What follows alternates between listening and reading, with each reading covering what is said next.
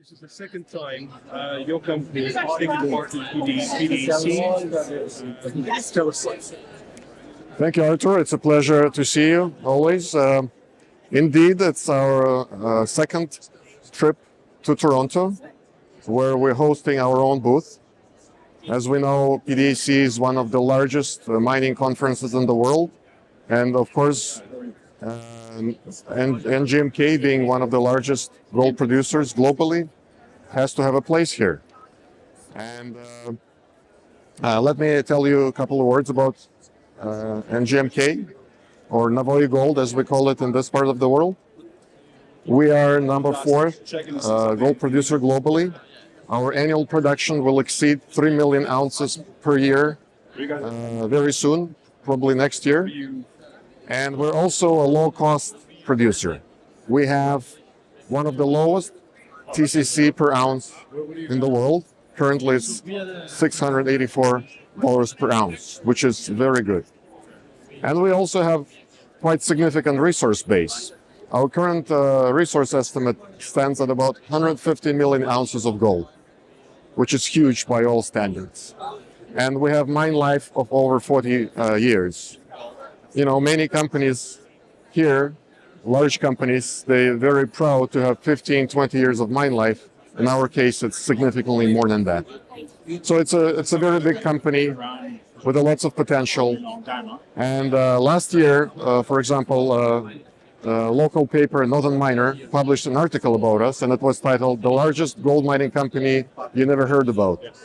And this is our mandate. This is one of the reasons why we come here, is to raise the company's profile, to raise the country's profile, because we're proud to be the largest company in Uzbekistan. And it's also important for Uzbekistan that we become known, that we become internationally known.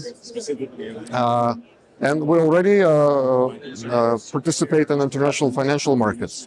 For example, 2 years ago, we have secured $1.5 billion international loan syndicate from well-known, reputable international banks. And we continue to obtain international financing to fund our expansion program. We also we have 12 large mines, and we have 7 processing plants. Our total processing capacity is over 100 million tons of ore per year, which is very significant. And yet, we need to do more because we want to grow our production. And for that reason, we have initiated a very robust exploration program. For example, this year's budget is over $100 million for 1 year to conduct a very ambitious exploration program aimed at generating new targets, greenfield exploration, brownfield exploration, and also exploring deep levels of our flagship mine, Muruntau, which believed to hold additional resources at deep levels. This is another reason why we came to this show, is to meet with most technologically advanced Canadian and international companies who could share with us most modern exploration methods. For example, the area where we operate, Kızılkum Desert, it is believed to have many more Tier 1 assets, but they're covered by a very thick layer of sand, and it requires some special techniques to find another Muruntau. So we're willing to partner with various international companies that have this expertise to bring it to Uzbekistan to help us to explore and find new large deposits. It's also, I'd like to mention that ESG is very important for Navoi Gold as well.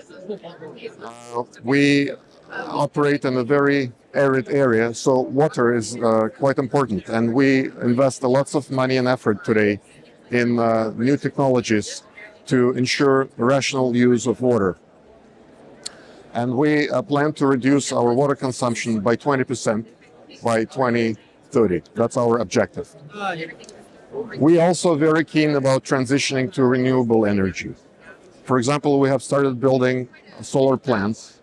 And by year 2030, we want to introduce over 500 megawatt plants in total to replace traditional energy sources of energy. Navoi is also very active in terms of transformation. We have implemented a very robust digitalization program where we introduce new technologies, new software to improve operational efficiencies at our mines, to increase the utilization of our equipment, and also to introduce modern processing technologies to our processing plants to be able to process with economical effect ores, even low-grade ores, or as they call them, double or triple refractory ores, which are difficult to process. So that's another reason why we're here to meet companies that have that expertise to complement the internal expertise that we already built in-house as well. Okay. One more question. Your plans is to be as a company planning to list yourself. What are your prospects about it? I hear this question very often, and I always say that it's up to our shareholder, which is currently 100% the state, to decide if and when Navoi Gold will become listed company. But our mandate, and my mandate as a deputy CEO of Navoi Gold, is exactly that, to make sure that our company becomes more attractive, more understandable for international investors, so that if this decision is made, we're fully ready to get listed. For example, 2 years ago, we have implemented IFRS reporting standards, and all our reports are now produced according to international standards and get audited by a Big Four firm. In addition, we also have recalculated, re-estimated our resource base in accordance with international standards, JORC in our case. So again, to give it credibility that's required today by international investors. And as I mentioned, we already are international market participants with big loans, international loans. This year, we're working on issue of international bond, and this will raise the company's profile again once more. And if decision is made to list some portion of the company, I believe we will be ready for that as well. Okay, thank you very much. And the last question.